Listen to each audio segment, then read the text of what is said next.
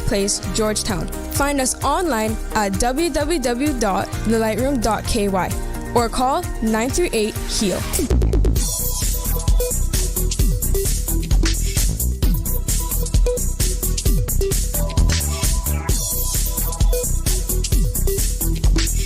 For the Health of It with Tara Bush. There's nothing more important than your health, and seeking expert healthcare with physicians you can trust is what you deserve. UHealth, the University of Miami Health System, offers peace of mind to you and your family with a first-class experience. Our patient coordinators assist with everything you need before, during, and after your stay with us. As South Florida's only academic-based health system, UHealth offers cutting-edge treatment, compassionate care, and life-changing results just a flight away. Learn more at umiamihealth.org/international. When I first started going to Healthcare Pharmacy, it was because it was convenient. But over the years, I continued to shop there because I trusted them. One day I was picking up my prescription, and the pharmacist noticed an over-the-counter medication in my basket. She said, "I hope that's not yours. It will interact with your prescription." And I thought, wow, thank you. Trust is so important when it comes to your health. Healthcare Pharmacy with 2 locations, Grand Harbor and Governor Square, where they care about my health.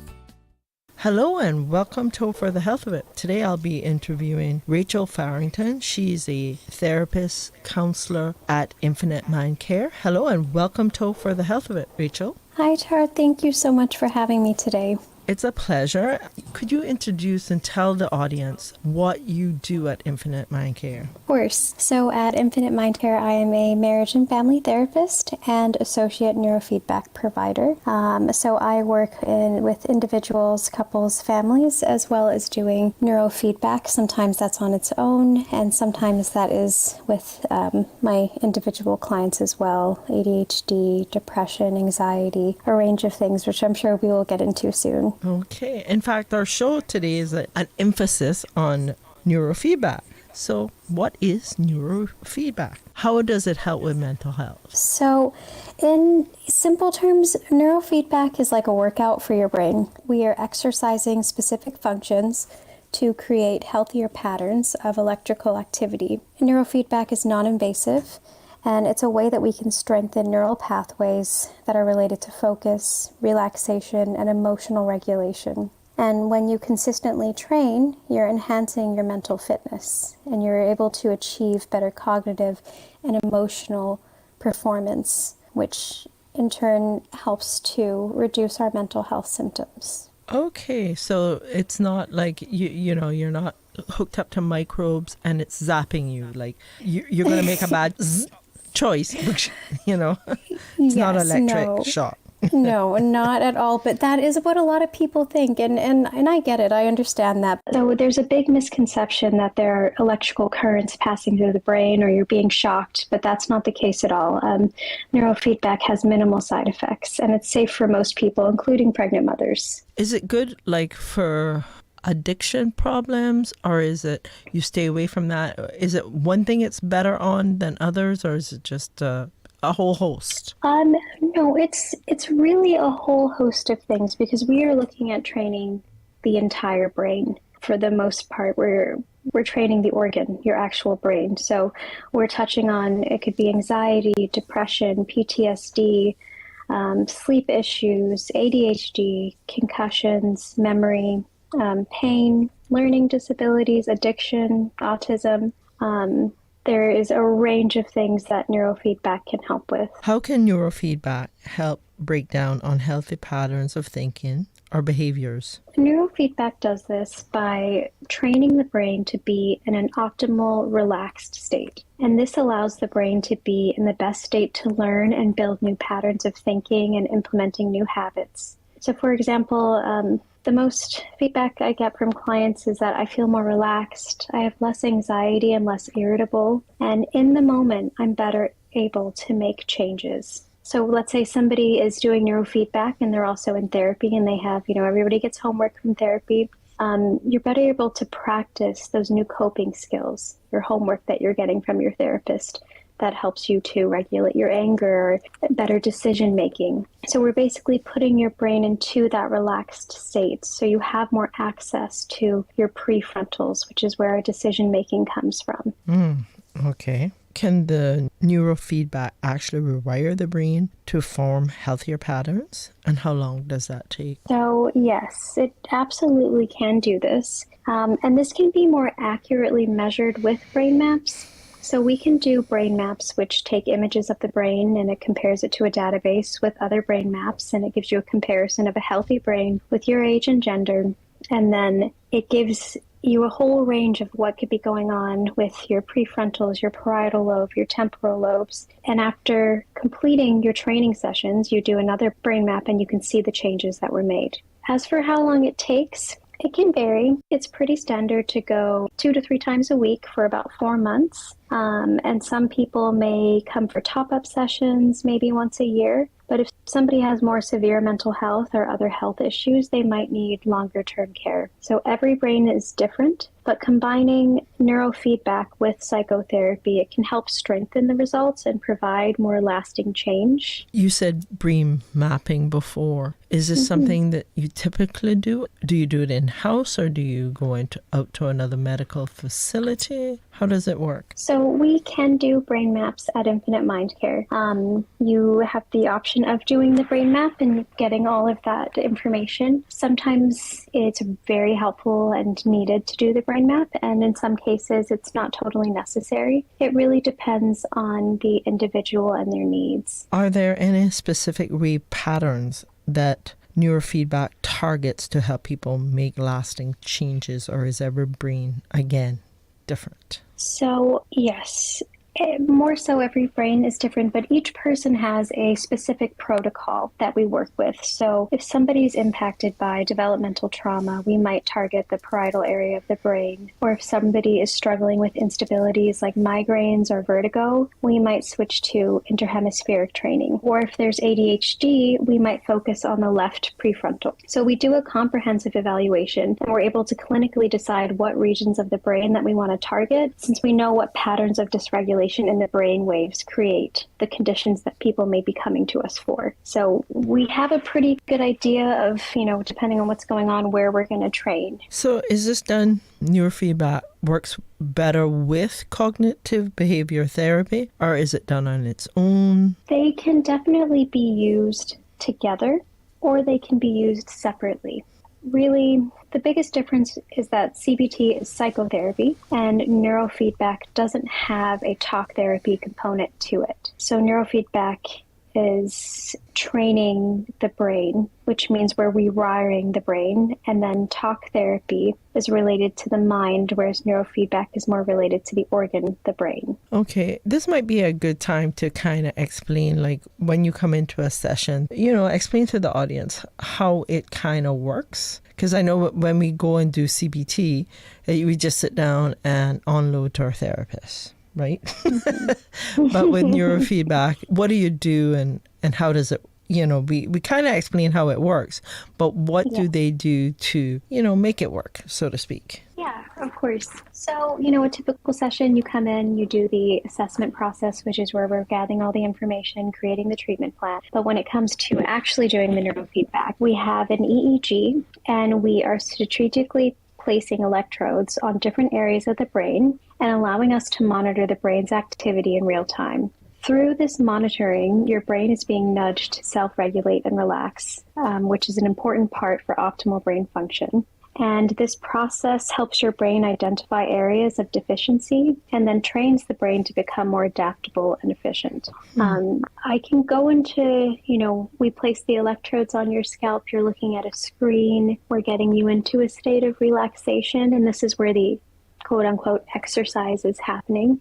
But there's also a lot of changes being made outside of sessions. So the neurofeedback doesn't just stop as everything is shut down. When you walk out of the room, you're still feeling some effects and your brain is still making changes. Are there any specific types of people or cases where neurofeedback is more suitable than, say, CBT?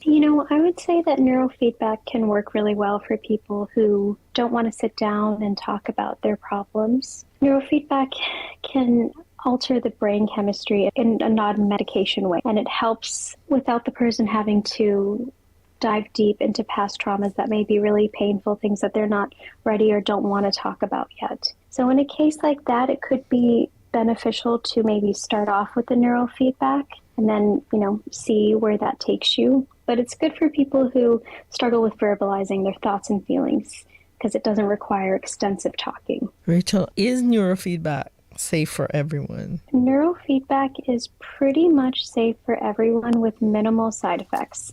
So neurofeedback is safe for children, teens, adults, pregnant women.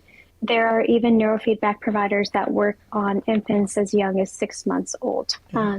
So it is a very, very safe tool for mental health. And I can talk a little bit about side effects. Yes, please. And what are the risks? Yeah. So the risk is typically pretty minimal. The side effects could be something like a headache or maybe a disruption in sleep in the first few sessions of training. And typically what's happening during that time is your brain and body are giving us feedback on what kind of adjustments that we might want to make in your next session. So we really take our time to gather what's happened and what's going on for you between each session. And then we make those adjustments. And usually within the first few sessions, those side effects typically go away. If somebody is coming in with a migraine disorder, there's something along those lines going on, neurofeedback can certainly help to work to bring that down. And there's been times where the migraines do go away completely, or they're just minimized and they might come and go, but it's better than it was before. It depends on the severity of the case and what people are doing outside of session as well. One thing I didn't touch on too was using substances while you're doing neurofeedback. So overdrinking or smoking certain substances, all of that may interfere with your progress and how much you're seeing from your neurofeedback. Are there any side effects? Yeah, so the side effects might be like maybe getting a headache in session or having difficulty falling asleep that night of training, and that gives us information, okay, next time we need to adjust our settings to look like this or to look like that. But other than that, there's not really too much going on in terms of side effects. Going back to the brain waves again, there's some research where when you're trying to create abundance and you have to get your brain to this, is it gamma or beta or whatever, the theta kind of state. Is there such a thing with neurofeedback, or that's all a myth? So I think what you're getting at a little bit more is what we would consider traditional neurofeedback. So neurofeedback has been around for about 60 years, and the traditional neurofeedback looks more at training the different brain waves to be at certain thresholds.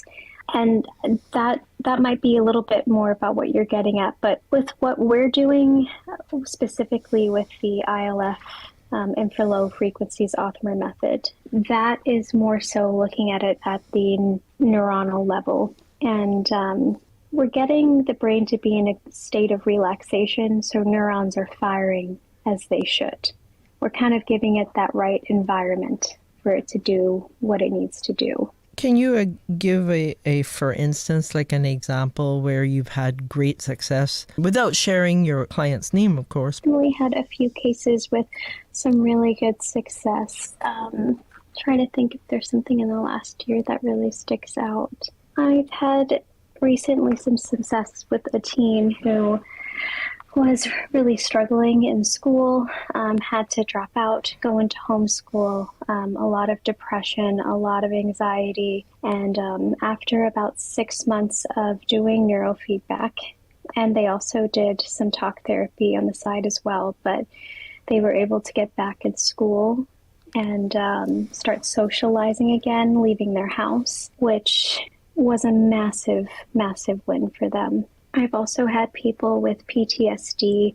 We've been able to really reduce a lot of those symptoms. Nightmares have been a really big one, and just less triggers throughout the day. Anxiety is also something that I always see a really, really big change in. So if anxiety is a big symptom for something, usually we can see that start to go down within the first few weeks of training or the first few sessions that they've had. Do you see like a rise in wearable tech for at-home neurofeedback devices? And how do you see the future of self-guided neurofeedback evolving and challenges that might arise from that space? Okay, I'll talk about this as much as I know about it. Okay. But I'm not too familiar with the at-home tech. My thoughts are that in theory, it would be amazing for this to be easily accessible for everyone. I would want to make sure that people are training with the right protocols and that they do have some assistance and guidance as they're doing this. I don't know too much about it, but that would just be my only concern, and I think it would be great for everyone to have access to this. Okay. Because it's kind of pricey, right? Yes, neurofeedback is about the same price as psychotherapy right now, and some insurance companies do cover. Okay. So I think to find out, it would be important to contact your mental health company, the billing or admin, and having them check into your insurance coverage and seeing whether or not if it's covered. Do you think it can contribute to the emotional intelligence or resilience for people like first responders who are in a high-stressed environment? Yes, absolutely. And I have worked with some first responders doing the neurofeedback, and there was notable differences before and after neurofeedback on their ability to bounce back after going through a traumatic experience or, saving somebody and having to be witness to a lot of awful things. There is something to say about the resilience that it can bring the brain. Do you have a theory about how that works? Truly believe it just all ties back to having optimal brain health, which is kind of at the core of neurofeedback. So this falls on to age-relating brain. Do you think it's going to be used for people who might be facing dementia, or is it being used for that? And does it help the brain's plasticity? Excuse my... I always mess up that word too. It absolutely is. And I can say that I had a patient last year who had Parkinson's. And as a team, we were able to help reduce some symptoms like the shakes, which was significant for that person. But I know that it is definitely used for dementia and other kind of age-related diseases that happen. It's also really great for concussions and traumatic brain injuries. You want to explain how that might work? Yeah, we do the same assessment. We figure out what's going on. Maybe in that case, we might want to have the brain map done so we can see a little bit more. And then you choose what type of neurofeedback might be the best. I know in the case I'm thinking about with the Parkinson's, we did a slightly different. We did 1 channel over 2 channel training. Or there's also something called direct neurofeedback, which has been shown to be really successful with concussions. So maybe you might start off with a few sessions of direct neurofeedback and then go over to the infra-low frequency training.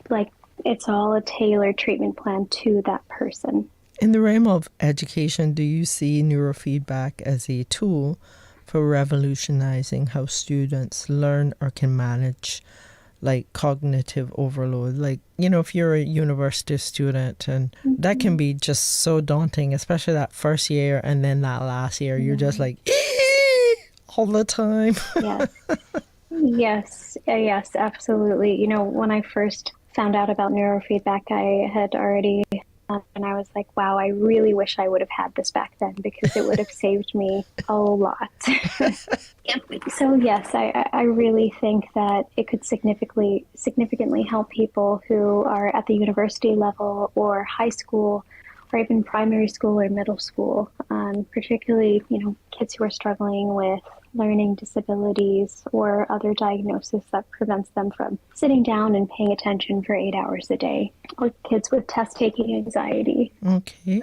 We're at the end of our interview, believe it or not. Is there something I didn't touch on that you think it's important to the listening audience, please, you'd like to end with?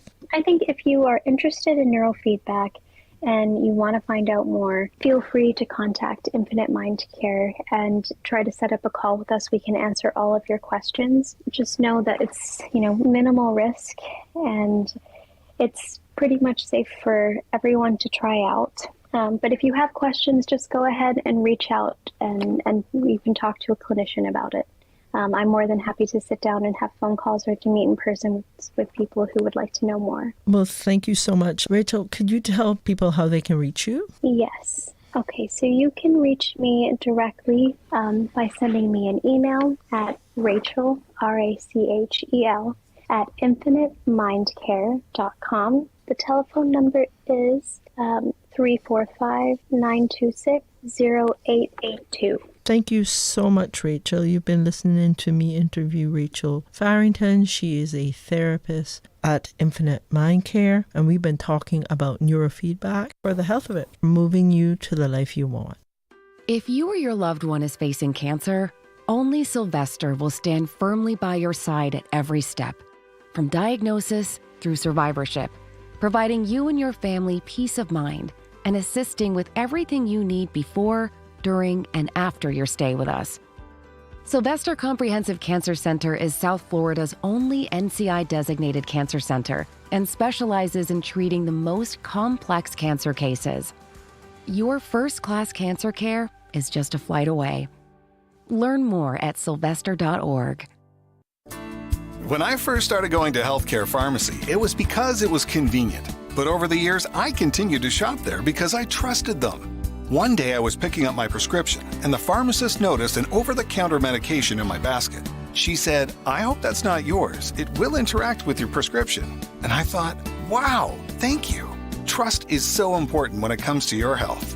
Healthcare Pharmacy, with 2 locations, Grand Harbor and Governor's Square, where they care about my health. This is For the Health of It with Tara Bush.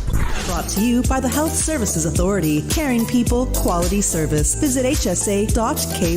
For the Health of It with Tara Bush. Brought to you by Healthcare Pharmacy, where they care about your health. 2 locations, Governor's Square and Grand Harbor. Refill and transfer prescriptions online. Call 947-8900 or visit healthcarepharmacy.ky. Also brought to you by Cayman Medical Center, Cayman's most awarded private medical clinic. And UHealth, International University of Miami. World-class healthcare in the heart of Miami. The Light Room, your holistic sanctuary for physical and mental restoration, repair, and rejuvenation. The power that made the body heals the body. 38 Pasadora Place, Georgetown. Find us online at www.thelightroom.ky or call 938-HEAL.